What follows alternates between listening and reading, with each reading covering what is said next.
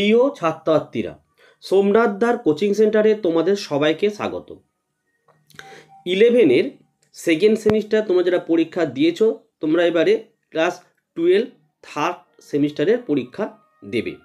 তো তোমাদের জন্য আজকের এই ভিডিওটি খুবই গুরুত্বপূর্ণ। আজকের এই ভিডিওতে তোমাদের একদম সম্পূর্ণ সংশোধিত বাংলা সিলেবাস নিয়ে আলোচনা করব, কোশ্চেন প্যাটার্ন নিয়ে আলোচনা করব। কাজেই তোমরা ভিডিওটি প্রথম থেকে শেষ অবধি দেখতে থাকো।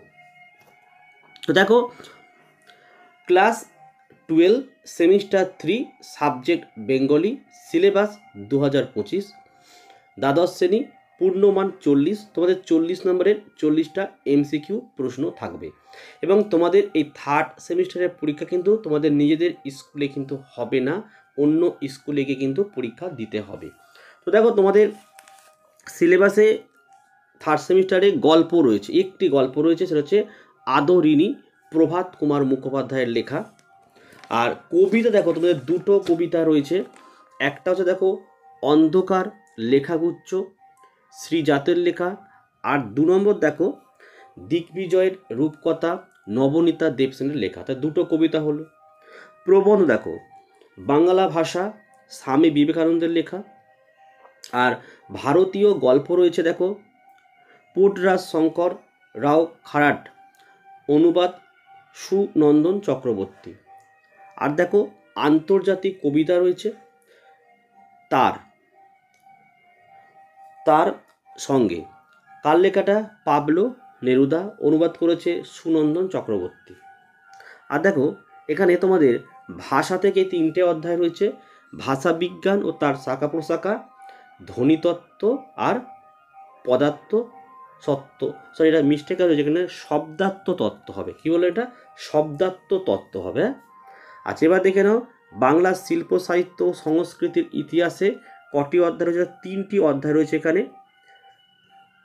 প্রথম অধ্যায় দেখে নাও বাংলা গানের ইতিহাস, এর সংক্ষিপ্ত রূপরেখা।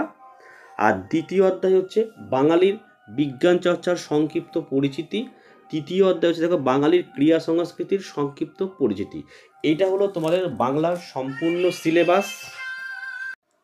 এবারে আমরা দেখে নেব দেখো ক্লাস 11 সেমিস্টার 3 তোমাদের কোশ্চেন প্যাটার্নটা বা গল্প থেকে। দেখো 1 নম্বরে গল্প ছিল তোমাদের আদরণী, এখান থেকে 8 নম্বরের এমসিকিউ থাকবে 8টা।